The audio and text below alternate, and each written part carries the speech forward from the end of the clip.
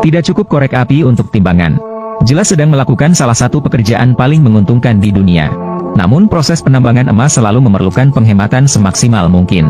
Semakin primitif, semakin banyak. Di hutan belantara Peru memang terdapat banyak emas. Namun selalu ada berbagai alasan yang membuat Parker tidak pernah bertindak. Ketika syuting di Gunung Anania terpaksa dihentikan karena reaksi ketinggian. Parker menyadari bahwa meskipun itu adalah pegunungan emas murni, dia tidak cocok untuk melakukan penambangan emas di tempat seperti itu. Namun setelah melewati Gunung Anania, adalah negara emas lainnya, Bolivia. Dalam 10 tahun terakhir, para penambang emas dari berbagai negara di seluruh dunia berdatangan, membuat produksi emas tahunan Bolivia melonjak 9 kali lipat, mencapai 45 ton per tahun sekitar 2,5 miliar dolar. Bisa dikatakan bahwa ada banyak tanah belum tergarap yang cukup di sana, sedang memicu gelombang demam emas lainnya. Dan untuk Parker, sejak tanah di tangan Beat di wilayah Yukon dibersihkan, dia sudah merasakan betapa sulitnya pekerjaan penambangan emas berikutnya. Bahkan sebelum musim penambangan emas tahun baru dimulai, dia tahu tim penambangannya pada tahun 2023 mungkin akan menghadapi titik balik. Kejayaan 8.000 ons per tahun yang selalu ada sebelumnya tidak akan kembali. Jadi dia sangat berharap kali ini bisa menemukan tanah yang layak.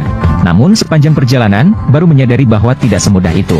Melihat musim penambangan emas tahun baru akan segera dimulai, kecemasan yang hanya dirasakan oleh Parker sedang merambat diam-diam. Dan kecemasan semacam itu sepertinya hanya dirasakan oleh Taylor.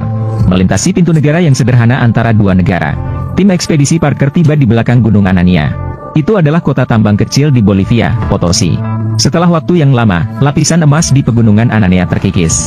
Emas dalam batuan berubah menjadi butiran halus yang tersebar di dataran tinggi. Ini sebenarnya juga asal mula dari banyak tempat penambangan emas. Tambang batu keras terkikis oleh aliran air selama bertahun-tahun. Emas mengalir bersama sungai menuju tempat yang lebih jauh, dan akhirnya terendap saat sungai mengering di suatu tempat. Sebagian besar penduduk di kota kecil Potosi bekerja dalam penambangan emas. Namun, mereka juga sangat tidak percaya pada orang asing yang datang.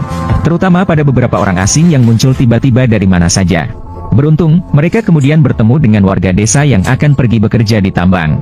Tim kecil 4 orang akhirnya masuk ke tambang emas El Condor di dekatnya. 32 anggota koperasi mendirikan tambang ini 15 tahun yang lalu. Jadi, apakah Parker dan yang lain